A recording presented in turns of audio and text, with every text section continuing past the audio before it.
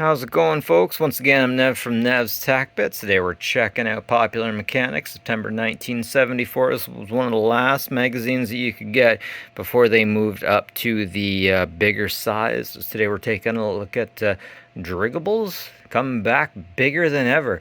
I'm not even sure what they're talking about. I guess there's something like a Zeppelin. We'll have to look inside and find out.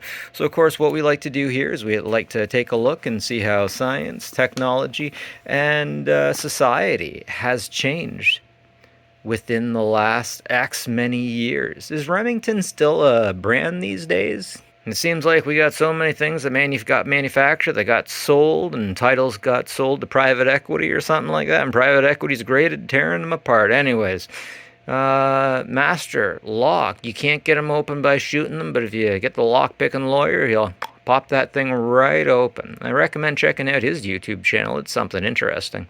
And here we have the Herman Survivor gun boot. I have never heard of this boot before, ever. $98.99 loaded. I have seen, geez, you can get new chainsaws for about that price. I got one for $50 at the Megalomart semi-annual clearance sale.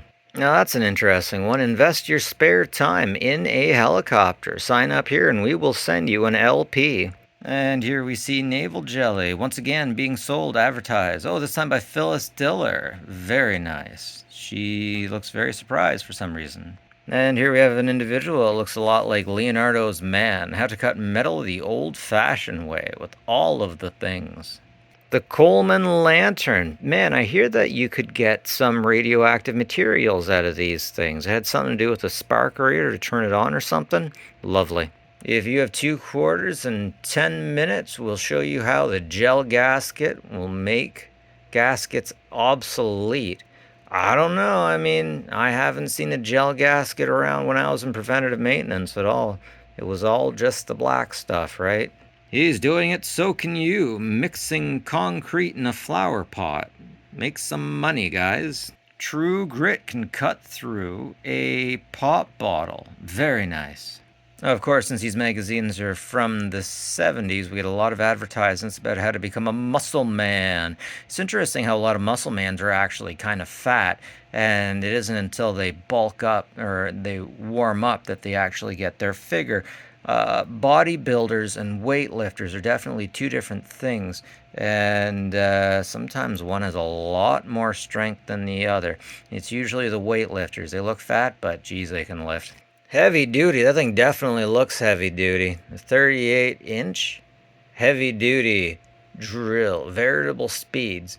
Those things, I don't know how anyone manages to hold those things level with the weight on them, especially with the small handle you get. I don't know. Looks like fun anyways. Miniatures. They're fun for everyone. There's miniatures for men, miniatures for women, and geez, these days we still have miniature tabletop army stuff, right?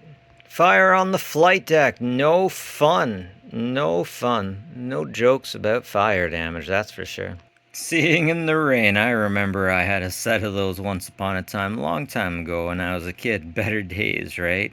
Man, they were a lot of fun. I don't think they actually worked as well as advertised, though. Still, lots of fun.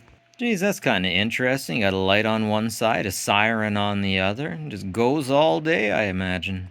This looks like an interesting little thing you get at a dollar store for a cell phone these days. Calculator holder. Back then, a calculator was an expensive instrument. Don't sell the airship short. Yeah, it was a Zeppelin kind of thing. So oh geez. There's a giant building in Chicago, the Grand Empire State Building, something like that. I can't believe I can't remember the name of it right now. The Empire State Building, yeah. It had a thing at the top of it to refill these things that never took off. They never used it, of course, because everything fell through, right? Oh, wow, those look like welder's goggles. I'm really surprised to see PPE on things in the 70s most of the time. They don't have anything quite like that. This sander grinder lets you sharpen almost anything.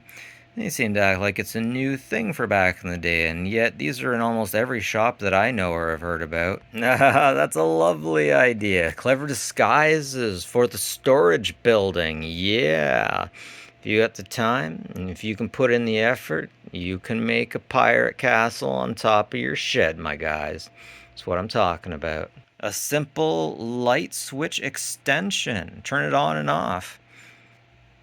If you can use any of these tools, you can build a Bowell & Howell 25-inch digital color TV with digital features. Ah, yes, friends, a wonderful way to get an extra TV in your house without pissing your wife off.